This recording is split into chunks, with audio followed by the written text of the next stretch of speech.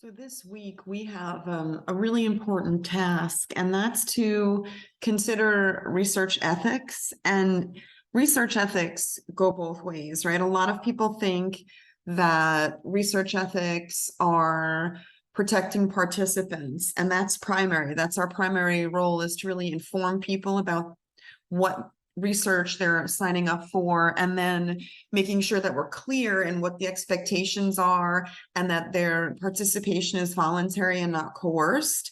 But when we talk about research ethics in 5B, or the second video, we're going to flip the script, and it's on us, right, as researchers, that we can do things that sometimes are intentional or non-intentional and can really be unethical, or a conflict of interest, or coercive, or kind of forcing participants to engage in our study. So we're going to really put that lens to ourselves. And at the end of this week, it's not a formal requirement, but I've given you a slide in 5B where all of us in our various professions, we need to think about what's our own ethical stance and our own personal ethical code of conduct, even if we have it in our research, not research, in organizations we belong to. We really have to self-define and make sure that we understand what our own ethics are and our relationship to the individuals that we study, right? So it's really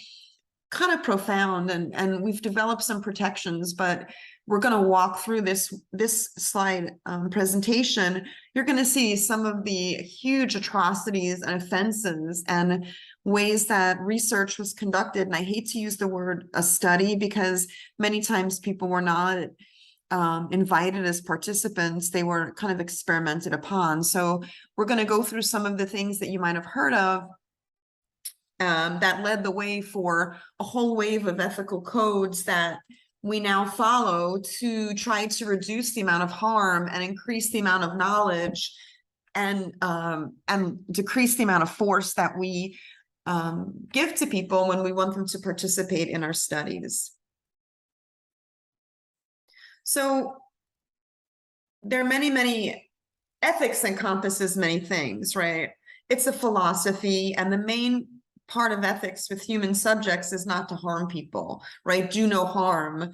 The other aspect is, amongst researchers, there's research integrity, which is part of it.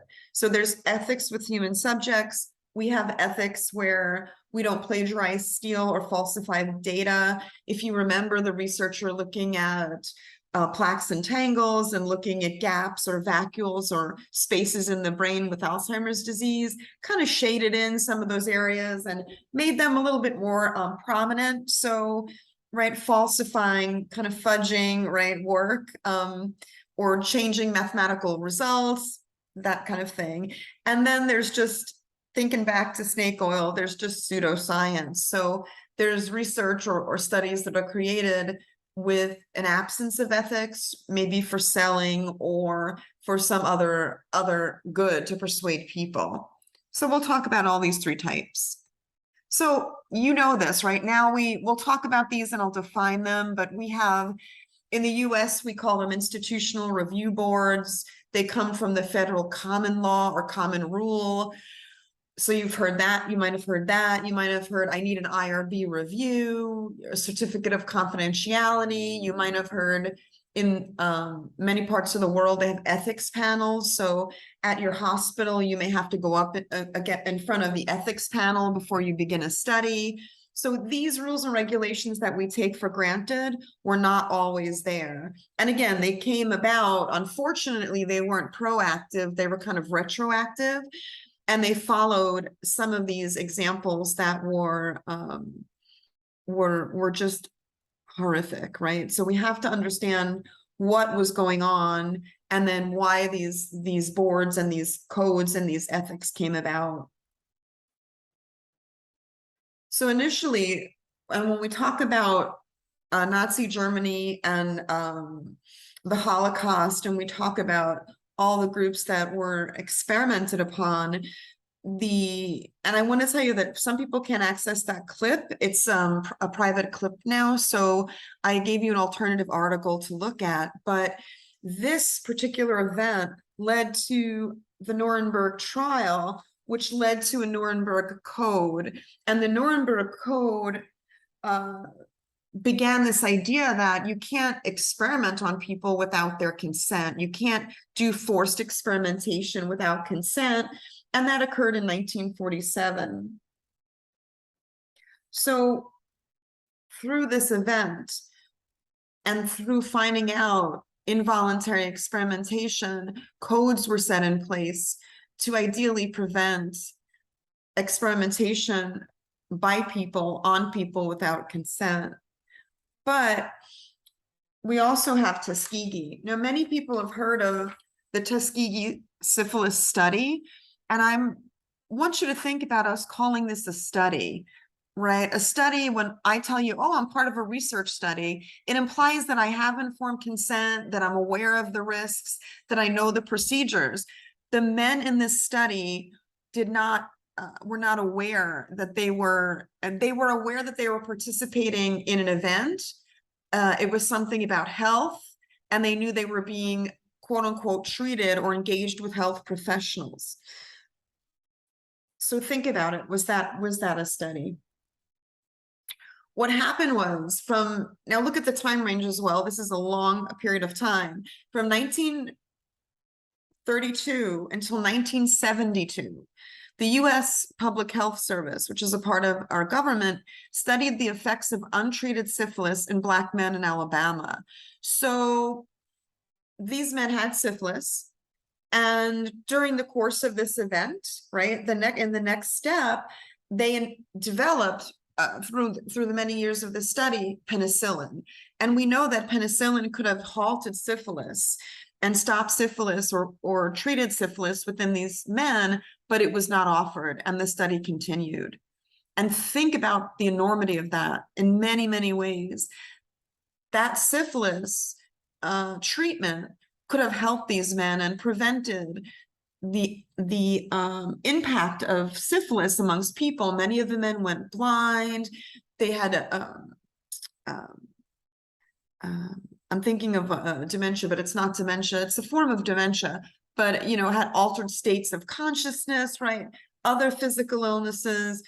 There's an aspect of syphilis that is transmittable, right? So these men have partners who also could have contracted the disease. So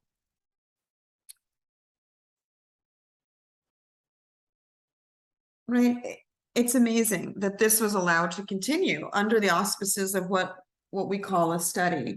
And what I did was I was looking up to find some videos and some things of interest. The descendants of the men who were parts of this experiment talked about, in the clip that I put new video, they talk about their experiences with their father, their grandfather, their uncle, their friends, people they knew who were in the study, and what the men thought of the study. And then the same group of descendants talk about the COVID vaccine and the fears that, just like in this Tuskegee study, that men were left untreated, there is some pseudoscience or myth or rumor or stigma that the COVID vaccine is giving people COVID, right? And this is a racialized, threat. So the descendants talk about this and tried to break it down and talk about the differences in the study. So I think the video is really profound, and it's short. I wish it were longer, but I think it's something that is really worth seeing. Right? There's this range of studies, and a researcher actually found this study out later and exposed it. So some of these studies don't necessarily come to light unless somebody finds them and exposes the study. And there's the NPR clip, so the National Public Radio clip, and you'll see the interview of the researcher who exposes this study where in the 1940s, people were infected with syphilis in Guatemala to treat the effectiveness, to test the effectiveness of penicillin, right? No consent, no ethical procedures that we would use now. And if you think about it and you know about infectious disease, it's not easy to share this disease with someone, right? You need to have contact, right? So they had to actually scrape and abrade arms and put that solution of bacteria for an hour and a half to 2 hours. People would become infected and people would be cured.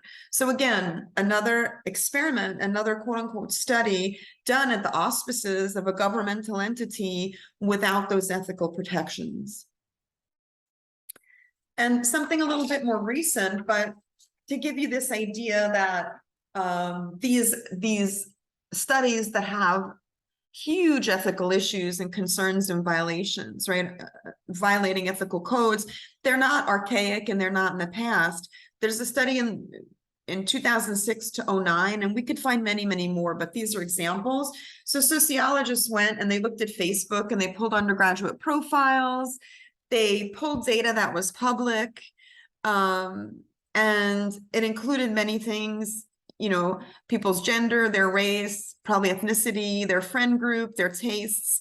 And then the researchers made a social network fingerprint. So you could quantify a social network of people. And what they did was take data that really was not supposed to be collected together, or shouldn't be linked, right? There's a whole thing about data linking, and they link these data to form this social network fingerprint.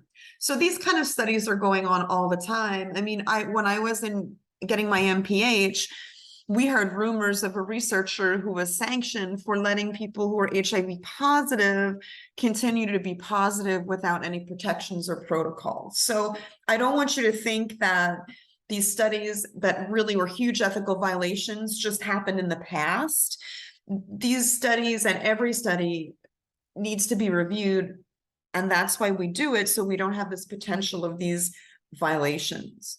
So out of all these things, pre the 2000 study we spoke of, we have these protections. And just as the Nuremberg Code and protocols came out of Nazi Germany and the Holocaust, we have the Belmont Report, which was a direct result of the Tuskegee syphilis experiments.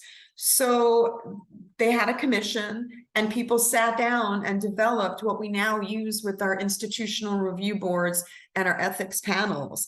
And they said, what went wrong in these studies, and how can we address this to prevent this from occurring in the future?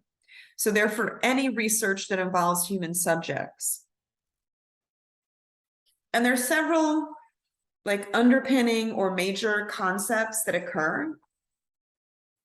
And again, that Belmont Report, we always say, is foundational. It's the foundational document for federal ethical principles in the US. So Belmont Report is the foundation. The first concept, it's beneficence and non-maleficence, right? Words that are really cumbersome for me, but these words are huge. Beneficence means that you should maximize the good that the study can do, maximize the benefit. Maleficence means, non-maleficence means do no harm. So this study should have some positive impact, but it should not harm participants, right? And that there needs to be some relationship to that research to giving back to the community from which you draw participants. It also says that it's the ethical obligation of the researcher to halt the experiment if a treatment is dangerous or it's so effective that you can't deny it.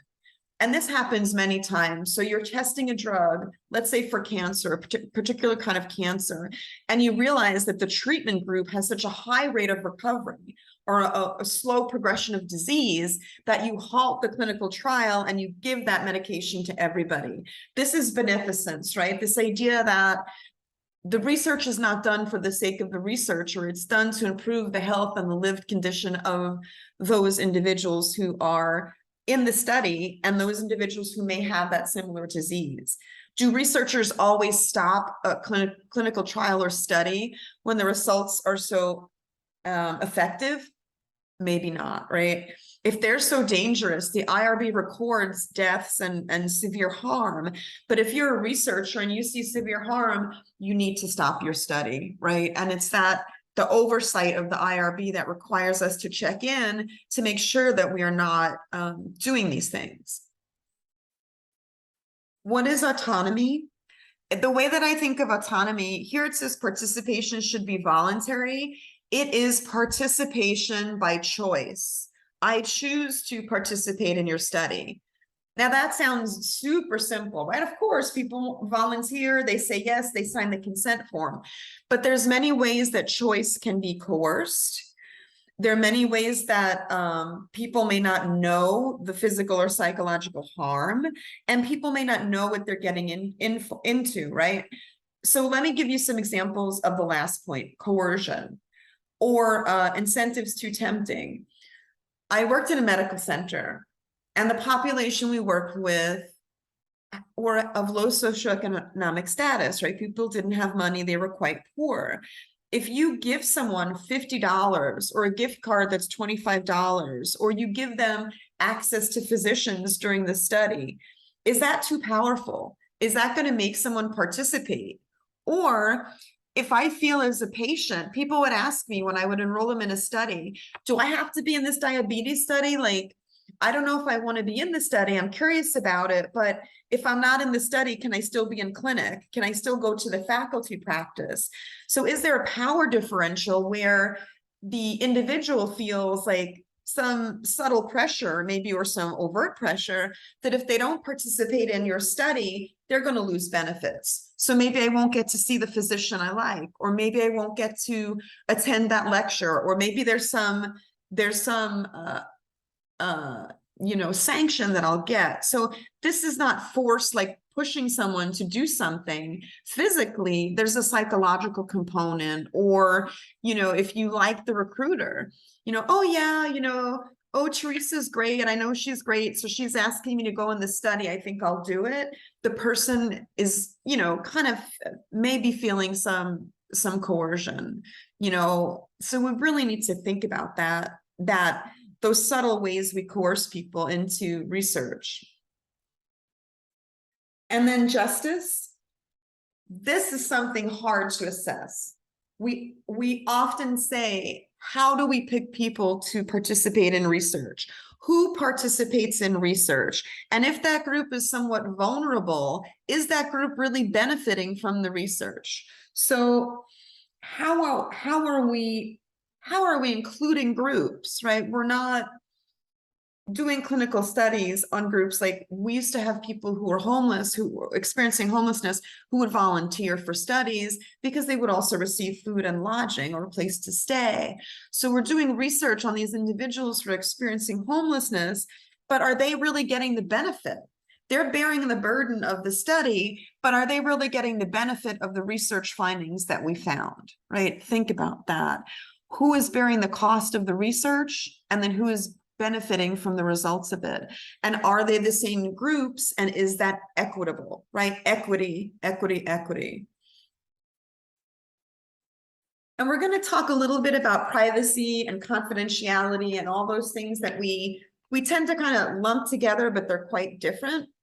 So privacy in this general sense means that the individual is in control of what they share. So in a research study, if you have, 10 questions, the participant does not have to respond to any one they don't want to, right? We call it missing data on the back end, but people do not need to respond. People do not can tell you when and where they want to share information, and if they want to share it at all.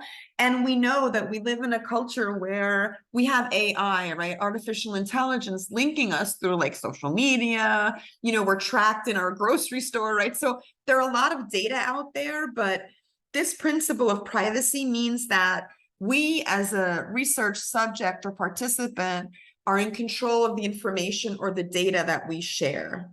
And sometimes that power feels weakened when you have a team of researchers or researchers asking you questions. You may not feel as the participant that you have the ability to say no or not talk about a question, right? Think about coercion. And this, if we're going to go back, we remember autism and how autism, we learned about autism and spectrum disorders from this really detailed case study, observational case studies of Canner.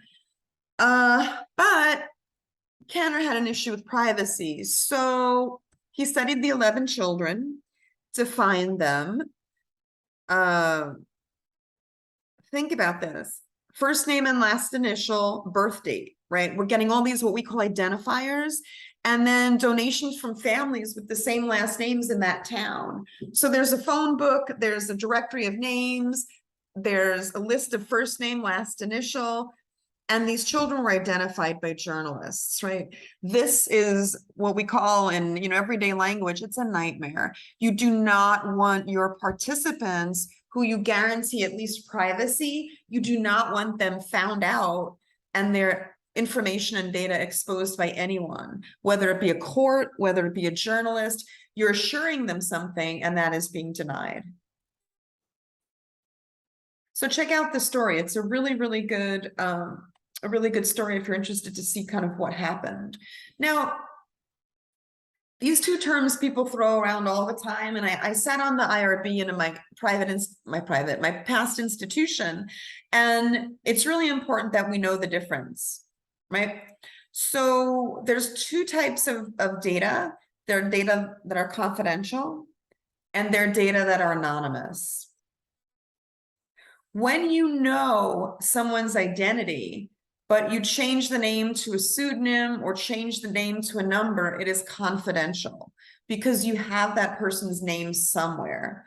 So that's mostly the data that we deal with.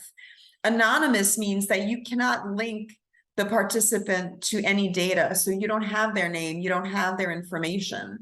So an example would be you're in your hospital, let's say, or you're in your organization, and you're just, standing out front and you're handing out surveys, but it's not directed at patients. It's not directed at the staff. You're just asking people, let's say, how do they like the look of the new marketing logo for your organization, right? You've changed it and you don't have any name or identifiers. That's anonymous.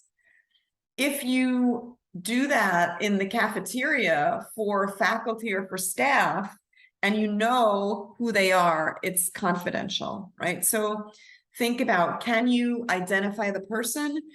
It is confidential. If you can't, it's anonymous, right? So what we tend to do for quantitative data to de-identify or make it confidential, we give the person a number and we remove their name. So your ID number. In textual data and qualitative research, we give them a pseudonym, and we don't put in the name of a street. Like if I say, oh yeah, I work at Towson University, or yeah, I live on, name a street, I live on Towson Boulevard, we don't include it.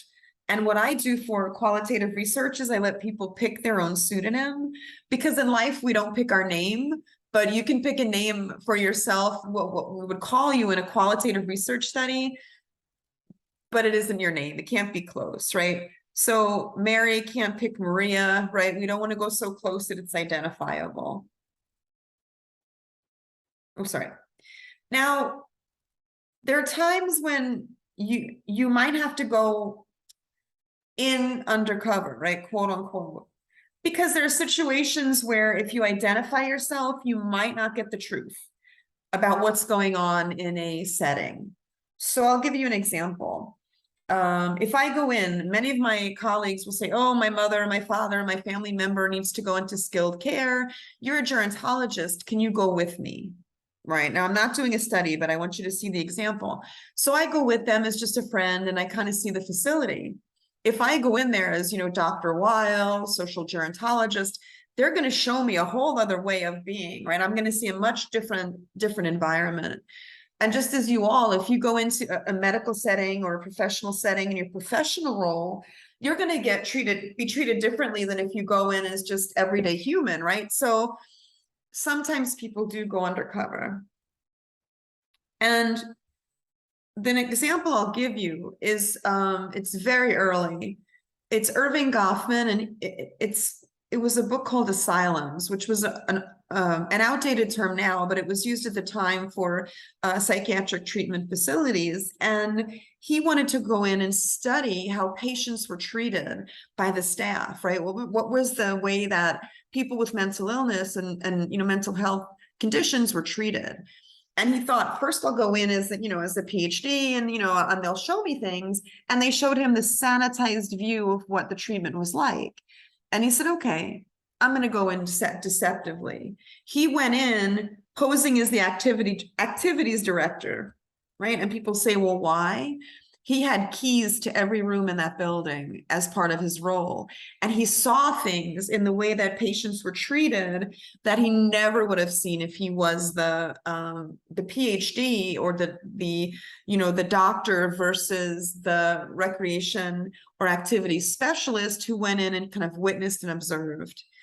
And just like in the Stanford prison experiment, when you watch that clip, it's really powerful that you have to debrief people, right? If people are part of an experiment and they've witnessed this trauma or they've been part of trauma, you have to let them know. And obviously in Stanford or Zimbardo's prison experiment, you've not seen that. So these are after Belmont, right, the foundational report, these are the things we've developed that are really, really safeguards. And informed consent is a document. It's also a process. It's a living process and it's ongoing.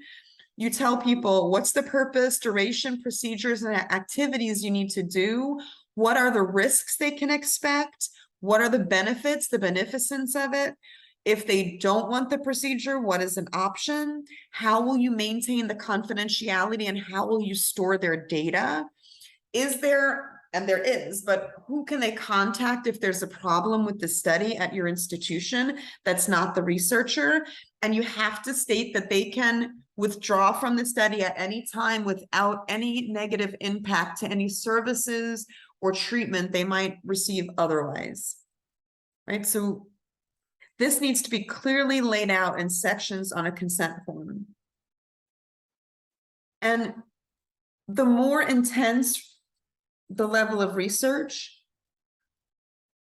the more explanation you need to do. And we're going to talk about this a bit, but I want you to think about groups, and I'm really cognizant of these groups that people would see as vulnerable. And I have trouble with that word and I have trouble with marginalization, but I want you really to think. So kids cannot consent. Oh, we can consent as adults if we're over 18, but children cannot consent. They have to assent. So the parent has to give consent, but the child also has to read a consent form in child, friendly language and has to agree. We have populations at end of life. We have populations with shifting cognitive status.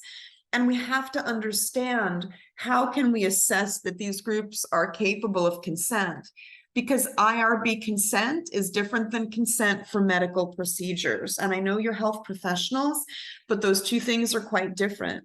I could consent someone who I was working with someone who had a psychotic break and needed HIV testing. They may be able to consent for blood work and procedures, but they weren't able to consent for HIV testing or participation in a study. So consent for medical procedures is different than informed consent for a research study. And you'll see there's ethical dilemmas by the type of study that you do.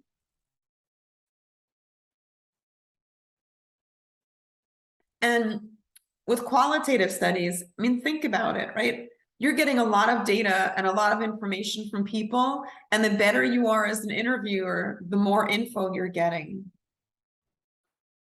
And then with like randomized controlled trials, what happens when you find your drug or your intervention is working and you really don't want to stop the study, but you really need to ethically stop it? So just to make you think about different dilemmas that can occur. Again, IRBs, this is what I alluded to. These are institutional review boards. They are developed at hospitals, universities. They can be freestanding. and they are required to be interdisciplinary, and they are required to have somebody from the community in which they are studying be a member to make sure that the research reads right to community members. Right? My motto is nothing about me without me. You cannot do research on groups of my peers without including me to assess it. So the Institutional Review Board, many people say, what do they do? And it's their job to make sure that the Common Rule, that Belmont, that all of these foundational codes, all these practices and tenets are actually carried out by people who do the study. They help you, interpret guidelines if you're unsure. And if you are a student, you will be the person, and many of you, I don't know if you've carried out IRBs, I hope you have. A lot of my McNair students have done so, but if you've not, you are the researcher, and you are the one responsible for enforcing and making sure these rules are kept. Again, this is the Common Rule, and the Common Rule changes, but there are three basic categories of review. There are studies that are exempt because they're considered to pose a low risk. So let's say that you are conducting a satisfaction survey of patients, or you're doing a medical records review, and you're going to present these findings at a board meeting or conference. That's exempt. You don't need to worry about that. If you're doing those same procedures, but you're including children, or you're working with groups who may be at end of life, or maybe you're kicking in some medical testing, you would be expedited. So there's minimal risk, but there's a little more risk than exempt. And a full board review requires, it's the time when there might be some issue within the study that is questionable. Maybe you're videotaping participants. Maybe you're doing a series of medical testing. Maybe there's a little bit more risk involved in your study, and the IRB has to see if that study and that risk is warranted by the benefit that it may bring, right? So think of them as a continuum. And this is the origin of all of our protections, right? So the Office for Human Research Protections, it is the Common Rule, like Belmont and Common Rule. This feeds into human research protections, and then that feeds into IRBs. So this is kind of the fountain, right? Or the font from which all our IRBs pull their information. And we have our own IRB, and I've submitted through Towson's IRB, and we use a really nice platform, but we have standardization in terms of the consent form, the protocols, the way we advertise studies. And we also have CITI, which are modular training that you have to take. So before you as a researcher get to do research and submit your IRB application, you have to take these modules and make sure that you understand the history of ethics and how to be ethical within your own research. So this is more of an overview, but I want you to think of both the origin of why we need these protections, the abuses that occurred, and then the lack of justice, and how we are trying to make sure that these events that occurred in the past, that the likelihood of them occurring in the future is reduced. And in the next video, I'm going to talk about our role. So we're going to think back to ourselves as researchers, and what are we doing, and how do we feed into this, and how can we act ethically? And then I'll also talk a little bit or lead into your discussion. So look for part B, and I will talk to you all soon.